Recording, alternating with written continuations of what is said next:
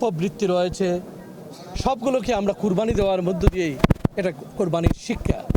পাশাপাশি আমরা এখানে সকল সময় নতুন করে অঙ্গীকারাবদ্ধ হই যে আমরা এই সব উৎসবের মাধ্যমে আমরা ভ্রাতৃত্ববোধ এবং সৌহার্দ্যের মধ্য দিয়ে আমরা আমার দেশকে এবং আমাদের জাতিকে সামনে এগিয়ে নিয়ে যাব। একটি সময় এসেছে, আমরা মনে করি আমাদের দেশ এবং জাতি একটি ক্রান্তিকাল পেরিয়ে একটি সমৃদ্ধির দিকে, একটি উন্নয়নের দিকে এবং একটি অগ্রযাত্রার দিকে ধাবিত হবে। কিন্তু এখনও কিন্তু পথটি মোটেও যে কুসুমাস্তীর্ণ তা নয়, কিন্তু বারবার এটা এখনও বিভিন্নভাবে এই যাত্রাটাকে প্রলম্বিত করা এবং যাত্রাটাকে গতিরোধ করার চেষ্টা চলছে। যেমন গতকালই আপনারা দেখেছেন যে জাতীয় নির্বাচনের কথা আপনারা শুনলেন।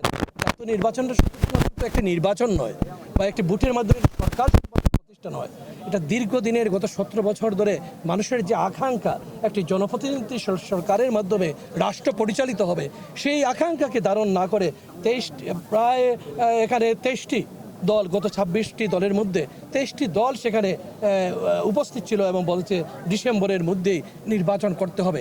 ডিসেম্বর কেন?